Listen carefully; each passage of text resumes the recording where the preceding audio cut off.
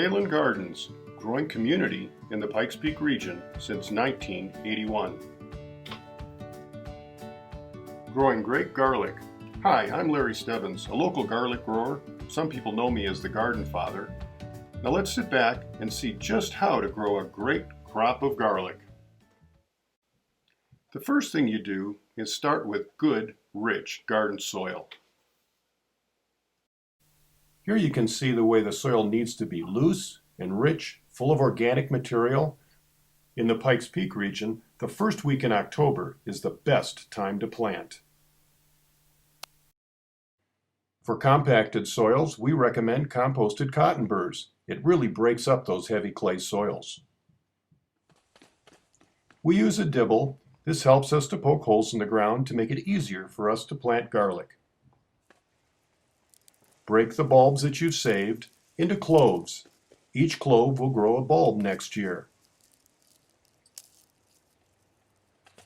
Using the dibble, make a hole 4 inches deep.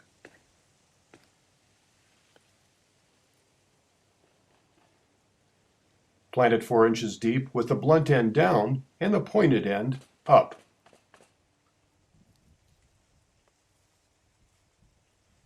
You also want to plant them 6 inches apart.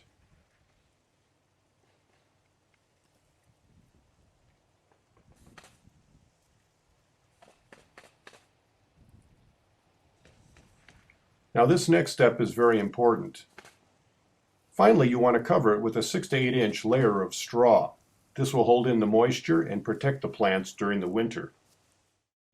Here you can see the garlic beds are mulched for winter, and the rows are carefully labeled so we know what garlic we have planted where. Don't be surprised if some of your garlic sprouts before the winter snows arrive. This will not harm your garlic as long as they are mulched. Here you can see garlic that has sprouted in the spring.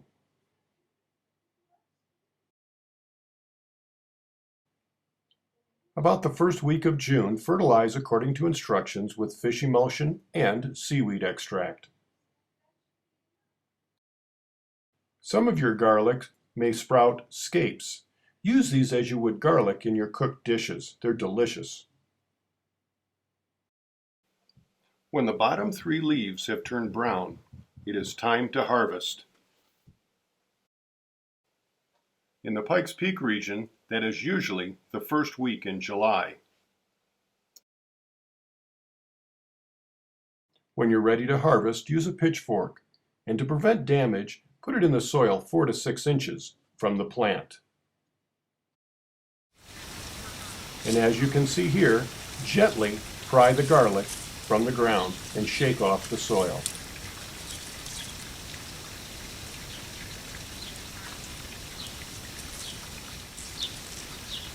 We then tie similar garlic together with their label to get ready for drying and curing in a warm, well-ventilated shed or garage.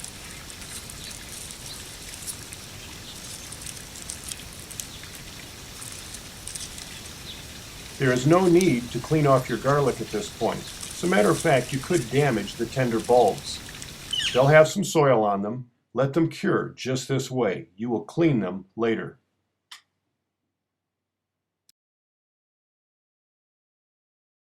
We are now ready to cure our garlic or dry it in a shed or warm garage. Here you can see them on a nice rack inside a shed.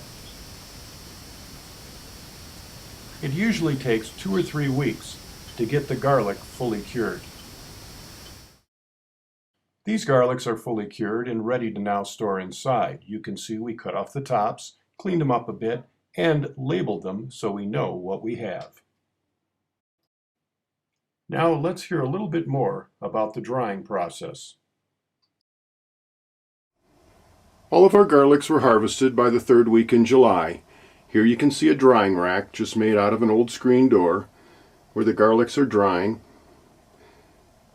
We have cut off the tops and the bottoms after about 2 weeks of drying, and they're just finishing off here. They'll be brought in about another 2 or 3 days to be stored downstairs in a cool basement. Garlic.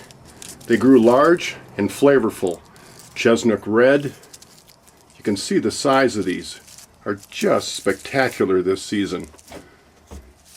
We have some Inchalium reds here. Some people say this is the most flavorful garlic on the planet. I think we agree. And we have these silver whites. These will store a long time. A little milder. Siberian. They're really pretty garlic. And this one is a little hotter the longer it stays in storage. Take a look at the color on that one. Isn't that beautiful? It has a little purple stripe to it. Our favorite is Chet's Italian. Very aromatic. Great for roasting. Gets a little creamy. Can be added to mashed potatoes.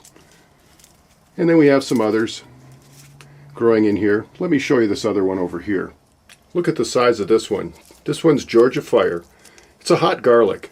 We like it fresh in salsas. Those that like a little hotter, tangier garlic, this music variety seems to fit the bill.